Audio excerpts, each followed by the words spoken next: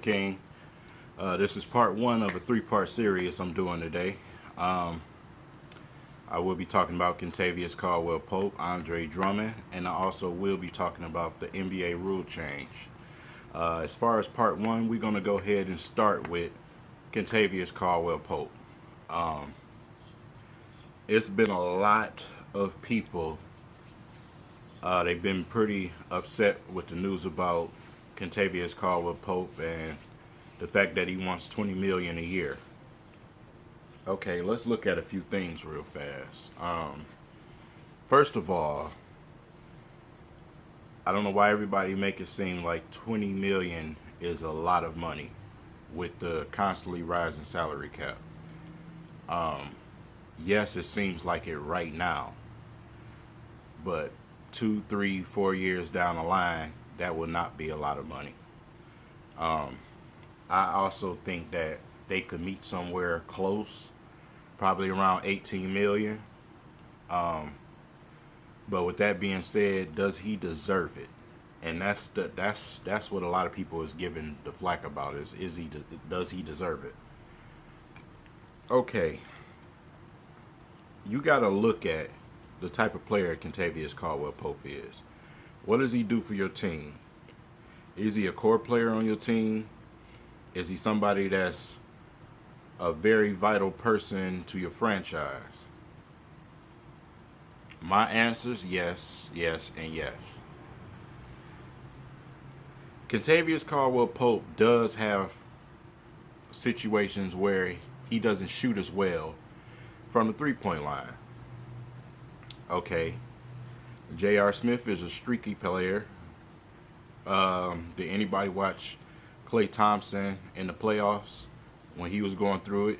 It happens with shooters. Even though he didn't shoot 38%, the preferred percentage that everybody want him to shoot, he's been improving his three-point shooting year by year. He's been improving as a player year by year. Kentavious Caldwell Pope is still a very, very young player. But you have to look at what he does that other players don't. What shooting guard, and this is a question to a lot of people. A lot of people say, we need to get somebody else. Who else are you going to get? Who are you going to get? There's a lot of shooting guards that you could go for. Who are you going to get that's going to play both sides of the basketball?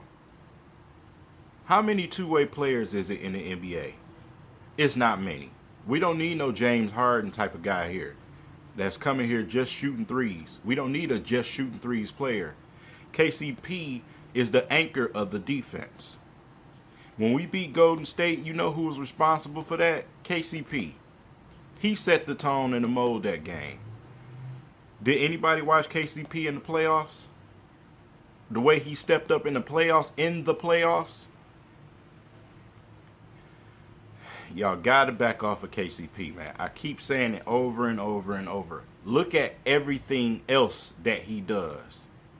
It's just like with Andre Drummond and his free throw shooting. Y'all take one thing and you run with it. You find me in the NBA a complete player that plays both sides of the ball, that has a high three-point percentage. Jimmy Butler ain't coming here, so you can forget about it. It's rare in the NBA to find a two-way player. You're not going to find that. First of all, somebody who wants to be here a long time, that's buying into your system, has youth, and has a high upside. You're not going to find that. So what the hell are you complaining about? 20 million is not a lot of money anymore. This is not 2011. The salary cap is rising. That is not a lot of money anymore. I'm sorry, it's just not. I would expect that from a lot of fans because I know a lot of fans don't really know too much about basketball. I would expect that. But you don't see these beat writers, you don't see any type of analysts saying anything stupid like that because they know better already. They know the Pistons are going to find a way to sign Kentavious Caldwell Pope. My question is, if they can't figure a way out to afford him, which I think they really can, no one said it's guaranteed going to be over the luxury tax. It's going to be close to it. But who has to go then? Because if you ask me, somebody got to go before we let him go. I'm sorry. Just because he ain't going out throwing up 30 points a game does not mean that he has to go. He does too many other things for the Pistons. When you in a clutch situation besides Reggie Jackson, who else is going to take that clutch shot? Who else is going to step up at the end of the game? KCP. He's willing to take a big shot. How many games have this guy came in at the last minute and hit a big shot, even after he done played all game and his shot wasn't falling? Who comes up with the big steal at the end of the game? Blocking LeBron James' shot or taking the ball from him, or Steph Curry.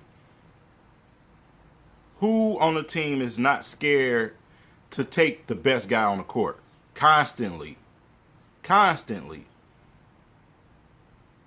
So at the end of the day, if you ask me, yes, he's worth the fucking money.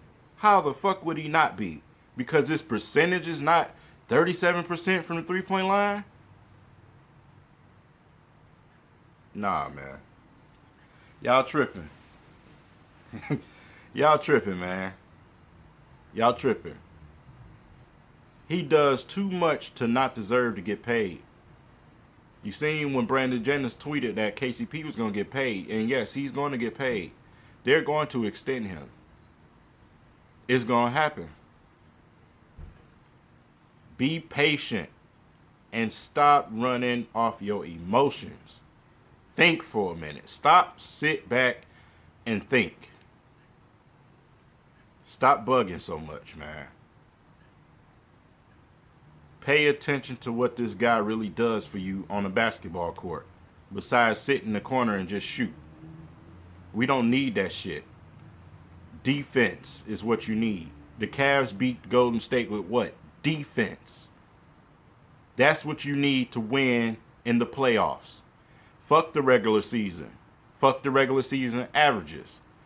The playoffs. That's the standard now. I know a lot of people, they look at the regular season. That's because we haven't been there in a while. That's over. We took the next step, which is playoffs. So now it's time to figure out, what are you going to do in the playoffs? Which leads me to my next topic in my next video. I'm going to talk about Andre Drummond and what Stan Van Gundy said in the live press conference today. And that's going to help me further touch on what I'm trying to get to. I'll see y'all in the next video.